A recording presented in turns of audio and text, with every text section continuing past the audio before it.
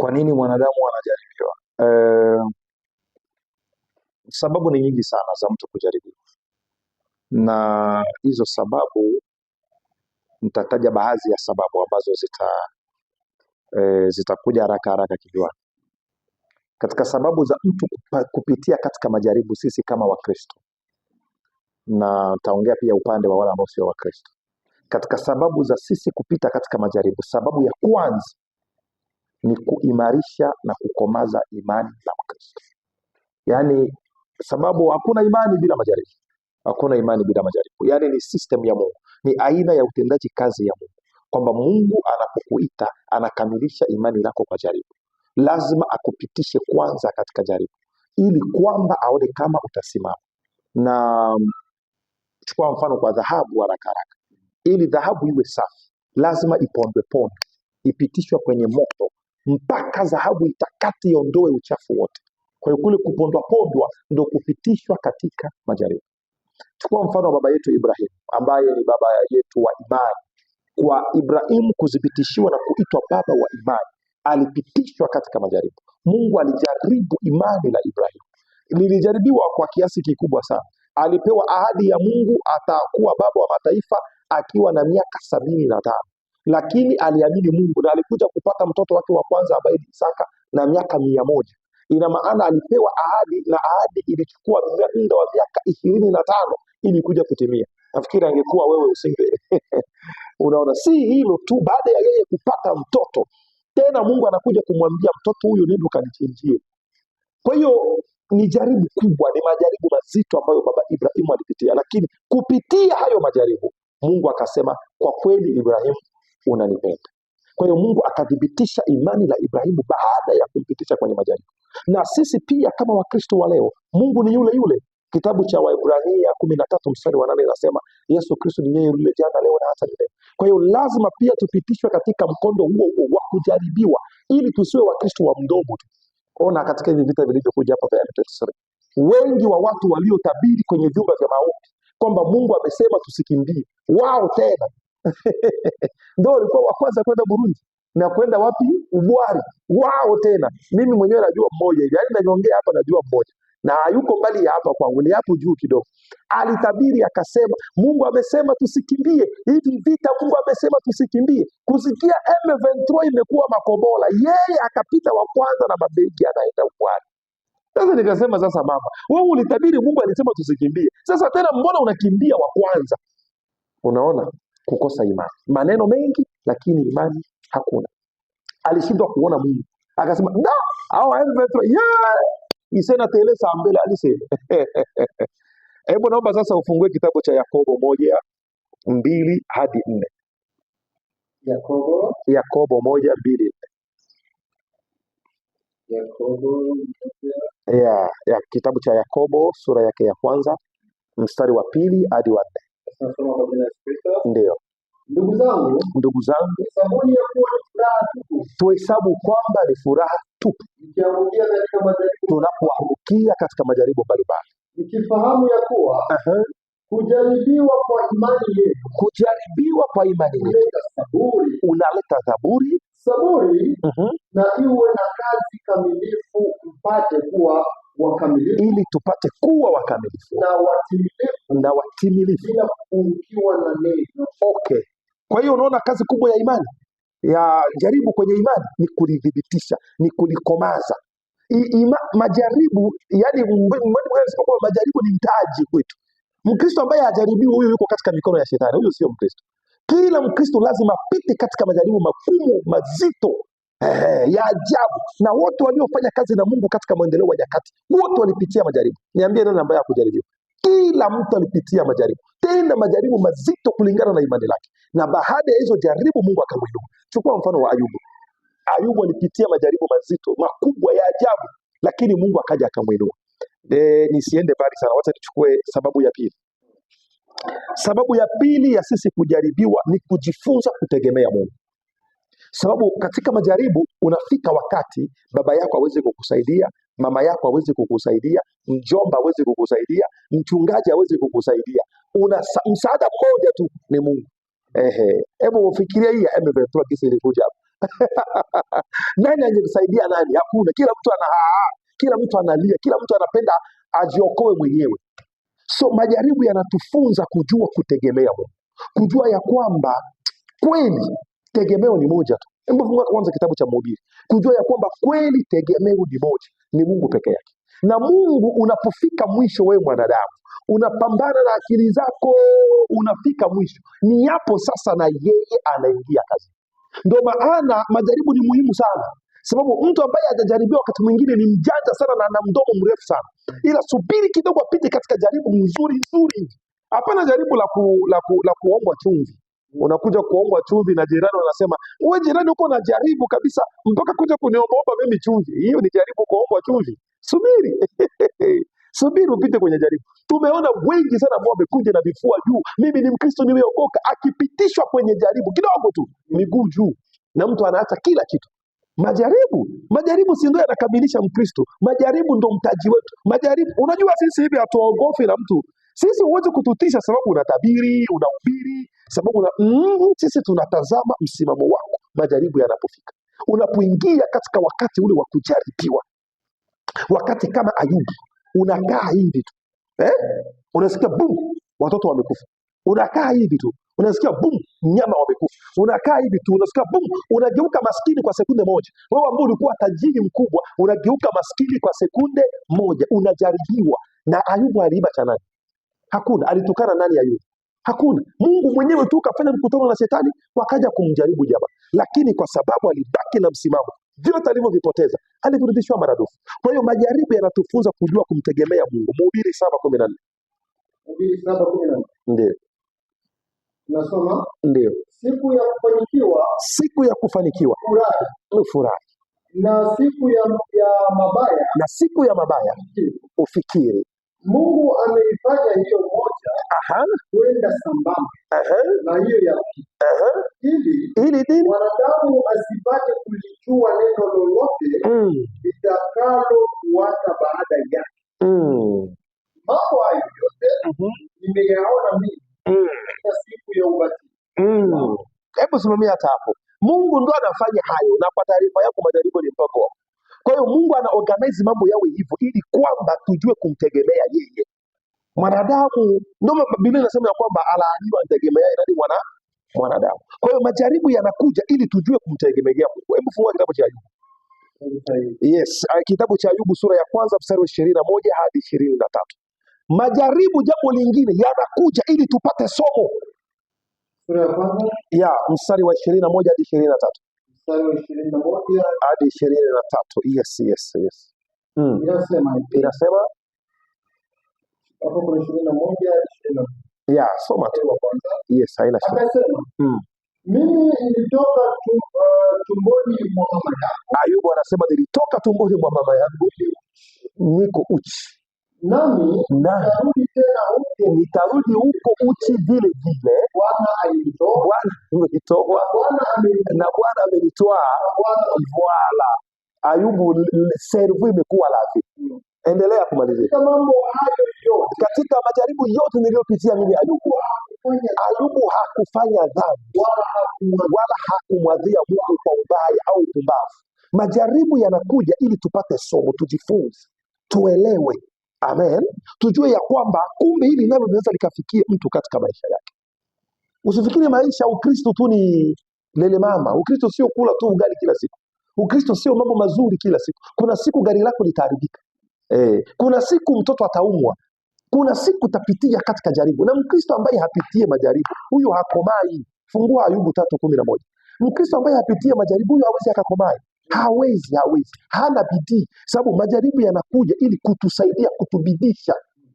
Ayubu 3:11 hadi 12. Mbona sikufa? Mimi tokea tumboni, tokea mimbani? Mbona nisitoe roho hapo nilipotoka tumboni? Mbona hayo magoti kunipokea? Au hayo maziwa hata nikanyonya? 13. Ishia hata. Unaona hapo Ayubu anaanza ongea maneno. Unajua maneno ya mtu ambaye amepita katika majaribu ni maneno mazito sana. Ndio hayo ambayo yanaanza toka kwenye kinywa chake. eti sikufa siku niliyozaliwa. Mbona mpaka nyonyo za mama zikanikubali kwa nini nisifu? Yaani Ayubu anataka kutufunza tuelewe ya kwamba yote yanayotufikia pia ni mpango wa Mungu. Na niende haraka haraka, jambo lingine ambalo linafanya sisi tujaribiwe ni kwa sababu tuwe washindi. Ukisoma katika kitabu cha Yohana wa kwanza 5:4-5, okay, ya Yohana wa kwanza, sisi kama Wakristo, kama wateule, tumeitwa ili tuushinde ulimwengu. Mungu ametuita ili tushinde, ili tupate thawabu. Kuna thawabu ambayo tumewekewa, ambayo ni uzima wa milele, lakini huko hawataingia wala ambao sio washindi. Kwa hiyo sasa utakuwaje mshindi kama huna kitu cha kushinda? Kwa hiyo ili uitwe mshindi lazima uwe na kitu cha kushinda, na kitu cha kushinda kwetu sisi ndo ulimwengu, dunia. Sasa dunia ndo nini? Ndo haya majaribu, matatizo tunayopitia. Hebu soma Yohana wa kwanza sura ya 5, mstari wake wa 4 hadi wa 5. Ndio. Kwa maana kila kitu kilichozaliwa na Mungu ushinda ulimwengu. Na huko ndiko kushinda kushindako ulimwengu. Hiyo imani yetu. Mstari wa 5, mwenye kushinda ulimwengu ni nani isipokuwa ni yeye aaminie ya kwamba Yesu ni mwana wa Mungu? Ingia Warumi 8:37. Warumi 8:37. Yaani sisi tumeitwa ili tushinde. Kumbuka mbinguni hakutaingia mtu ambaye sio mshindaji. Sasa utashinda nini? Si lazima ushinde majaribu. Warumi 8:37. Lakini katika mambo hayo yote tunashinda na zaidi ya kushinda kwa yeye aliyetupenda. Kwa maana nimekwisha kujua hakika ya kwamba wala mauti wala uzima wala malaika wala wenye mamlaka wala yaliyoko wala yatakayokuwapo wala wenye uwezo wala yaliyo juu wala yaliyo chini wala kiumbe kingine chochote hakitoweza kutenga na upendo wa Mungu. Amen. Amen. Sasa meme la Mungu, hata mauti haiwezi kututenga na Mungu. Donc huyu anayeongea hivyo ni mtu amepitia majaribu. Achana nao Wakristo bwele, hajajaribiwa, hajafanya kitu, anaumia tu kidota kadogo hapa, dunia mzima inajua. Anajikwaa kidogo, anatangaza social media, nimejikwaa majaribu. Au bwana, wewe utajaribiwa wewe. Wewe utapita kwenye majaribu wewe. Wewe utapita kwenye majaribu. Mimi napenda sana majaribu sababu ndo kitu kinatupa nguvu. Na kila wakati mtu anapopita kwenye majaribu ni kama vile mtu unapopita kwenye upepo, mizizi inadumbukia chini zaidi. So ile style ya mti ndiyo Mungu aliyofanya sisi wa Kristo pia. Unatikiswa na jaribu, unaingia chini zaidi. Unapotikiswa na jaribu kiasi kwamba unaona mambo mengine unadharau. Yaani unafika tu unasema ya kwamba mauti haiwezi kunitenga na Mungu. Umaskini hauwezi kunitenga na Mungu. Utajiri huwezi kunitenga na Mungu. Yaani sijui. Umepitia karibia kila aina ya jaribu. Kama ni kusemwa na watu, umesemwa na watu wa kila aina. Waumini, wachungaji, watumishi, wamekutukana, wamekutusi na yote umesikia. Umeshinda hayo. Kama ni wachawi, umelongwa na wachawi wa kila aina. Wachawi wa kimataifa, wa Kongo, sijui wa Rwanda, wa Tanzania, wa Uganda, wa Malawi, umelogwa kila aina, umeshinda. Kama ni wanawake, umejaribiwa na wanawake wa kila aina. Wewe ushakalipwa pesa ili ulale na mwanamke. Mimi hatutaki kuongea tu. Ila kuna watu hapo wanalipwa $7,000. Mwanamke anatoka Ulaya, anakuja na $7,000, anasema mchungaji, nataka nilale na wewe.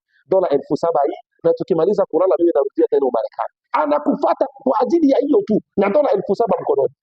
Wewe ungekutana na hilo ungefanyaje? Lakini hilo nalo unashindwa, unamwambia koma kwa jina la Yesu. Mimi siwezi fanya kitu kama hicho. Unajaribiwa na wanawake wa kila aina. Wewe labda hujaona mwanamke anabaki uchi mbele zako. Mimi nimeona hiyo sijui mara ngapi. Mwanamke anavaa nguo unasema koma shetani, na unatoka na anabaki uchi. Yaani unajaribiwa kila aina, unashinda.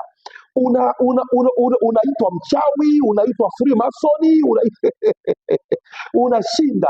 Kama ni mauti yanaingia mpaka nyumbani mwako, mpaka mtoto wako anakufa, hiyo nayo unashinda.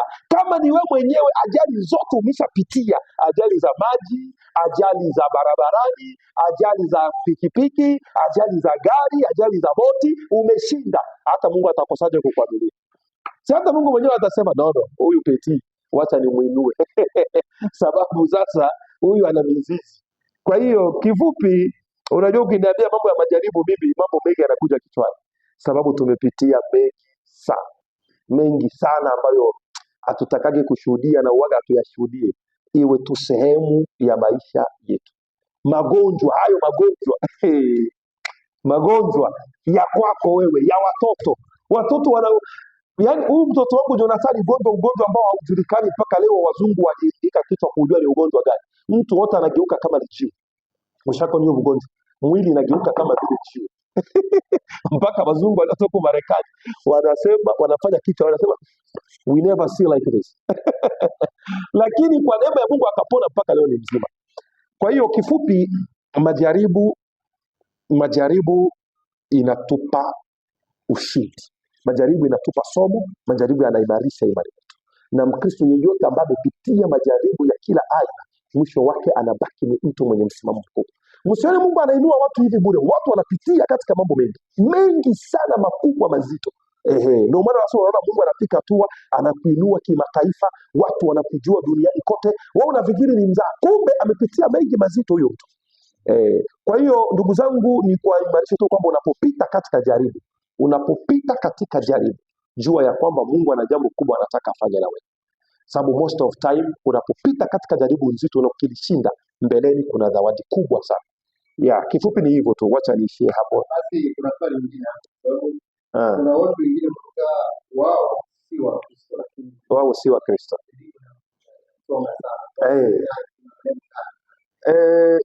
Kwanza ni kawaida kwa mwanadamu yeyote. Sababu gani? Shetani yuko na shetani anafanya kazi kwa wanadamu. Kwa hiyo kuna wengine ambao sio wa Kristo, lakini wanapitia hicho kitu, tukiite pia jaribu kwa wao. Ni jaribu kwa sababu ni kawaida ya maisha ya wanadamu. Kwanza, tofauti ya kuwa Mkristo, lazima mwanadamu upambane ili uweze kusurvive katika dunia hii. Na katika kupambana utapambana na wanadamu wenzako. Duniani tunapoishi, asilimia kubwa ya watu hawatutakie mema. Usifikiri kwamba watu wote wanataka ufanikiwe. Hapana. Hata kama wewe ni mpagani, kuna wengine hawataki wewe ufanikiwe. Wengine wanataka wakuone umeanguka chini. Na ndo kazi ya shetani kupitia jeshi lake, jeshi la mapepo, jeshi la wachawi, waabudu sanamu, watu walio katika vyama vya siasa au walio katika vyama vya siri, na maanisha Freemason, Kankara, Illuminati, vyama kama hivyo. Lengo kubwa ni kutaka kumgandamiza mtu, kumuua mtu, kumweka chini, kumtawala, kumweka katika vifungo ili kwamba asiende mbali zaidi. Kwa hiyo wale ambao pia hawajaokoka na wao pia wanapitia changamoto hilo, ila shida kubwa ni kwamba hawana tumaini, hawana msaada. Ila sisi ambao tumeokoka, hata kama tukipitia majaribu, matatizo, lakini tuna msaada, tunajua Mungu atatupigania. Kwa hiyo wale ambao hawajaokoka pia wanapitia shida, matatizo, ni kwa sababu ni sehemu ya maisha. Na kuna wengine ambao wanasema hivyo, yaani utamkuta wale mtu, yaani kuanzia hapo mwaka wa 2015 mwaka jaribu, mwaka jaribu, yaani unakuta hata miaka 10 yetu jaribu, yaani hatikisiki pale, maisha yanazorota, yaani hadi ndio kufuru, yaani mwaka nenda mwaka hii ndio majaribu. Wajui kama kuna hesabu ya muda gani kwa majaribu. Majaribu hayana muda. Majaribu ni mpaka siku utakufa ndio yataishi. Sikudanganye mtu ya kwamba nimefika hatua sasa sijaribiwi. Huyu anasema uongo. Majaribu uko nayo mpaka siku utaenda kaburini. Lakini katika yote ni kwamba Mungu ndiye anayetupigania. Na vyanzo vya majaribu ni vingi sana kiasi ya kwamba ni vigumu kuvitaja vyote. Kuna mengine majaribu ambayo unajisababishia wewe kama wewe. Kuna mengine sio hata shetani, ni maamuzi yako mabaya uliyoyachukua yanakuletea consequences. Na sasa unapozipata unafikiri ni jaribu, kumbe ni wewe mwenyewe ulijiamulia mambo mabaya. Kwa mfano hapa Mungu ameshatuambia tusikimbie. Wewe unakimbia unaenda fanya ajali majini unakufa. Utalaumu Mungu? Hapana, it's just a matter of your own decision. Kwa hiyo umechukua maamuzi mabaya ambayo umepata sasa consequences ya yale maamuzi mabaya. Mengine, matatizo mengi mazito yanatokana na ulimwengu wa giza, mapepo. Watu wengi wanaishi katika vifungo, watu wengi wanafungwa na mashetani, mapepo, wachawi. Yaani watu wengi, asilimia kubwa ya watu ambao sio Wakristo wako chini ya utawala wa mapepo. Unaona hapo sasa? Na mapepo kazi yao ni kuharibu, kutesa. Na hivyo basi unaona mtu anabaki katika maisha duni miaka yote. Hiyo ndio chanzo kingine cha majaribu.